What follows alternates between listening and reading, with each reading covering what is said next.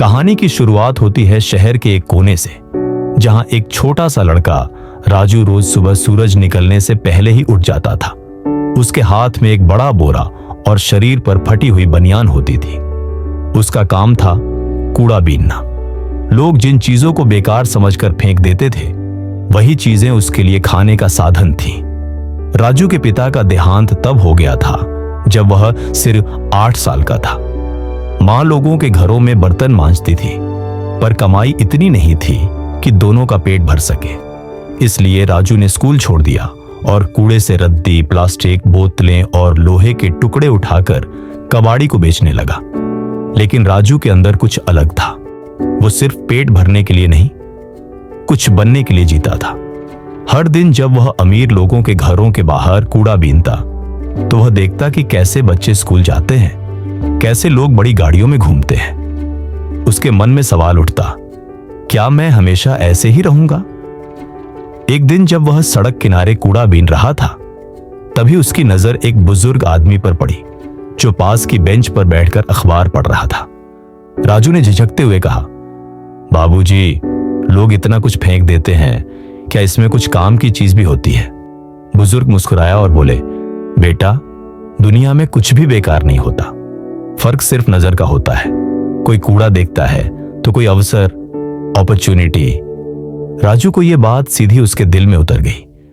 उसी दिन उसने ठान लिया, अब मैं सिर्फ कूड़ा नहीं बीनूंगा, उसमें से कुछ नया बनाऊंगा। अगले दिन से उसने थोड़ा अलग करना शुरू किया। वह टूटे हुए खिलौने, पुराने फ्रेम, खाली बोतलें और डिब्बे इकट्ठा करने लगा।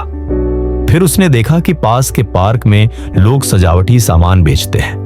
उसने सोचा, क्यों ना मैं भी कुछ बनाऊं। उसने उन टूटे सामानों को जोड़कर, साफ करके छोटे छोटे शोपीस बनाना शुरू किया।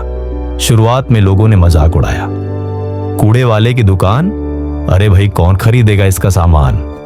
लेकिन राजू ने हार नहीं मानी। वह अपने बनाए सामान को सड़क किनारे लगने वाले रविवार बाजार में बेचने लगा। पहले दिन उसने सिर्फ 50 रुपए कमाए, लेकिन वह खुश था, क्योंकि यह उसके मेहनत से कमाया गया पैसा था, किसी की दया से नहीं। धीरे धीरे उसके बनाए हुए सामान की चर्चा होने लगी।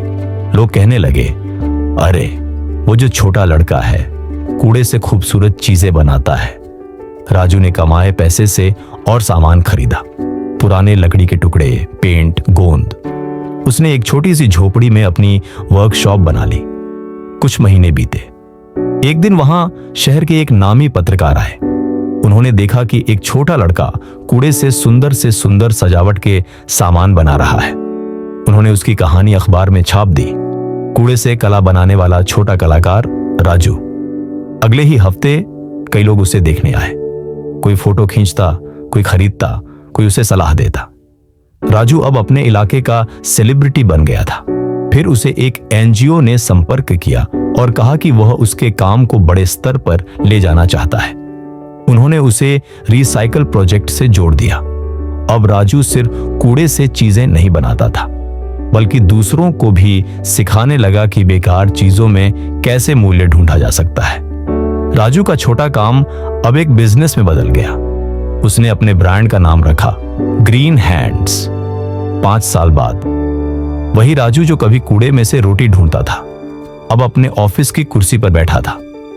उसके पास 10 से ज्यादा कर्मचारी थे, जो अलग अलग जगहों से रिसाइकल मटेरियल लाकर सुंदर प्रोडक्ट्स बनाते थे। सजावट के सामान, स्कूल के क्राफ्ट किट और पर्यावरण मित्र गिफ्ट आइटम। अब वह शहर के मेयर से लेकर बड़े व्यापारियों तक से मीटिंग करता था। उसका नाम कई अखबारों और टीवी चैनलों पर आने लगा, कूड़े से करोड़पति बना लड़का।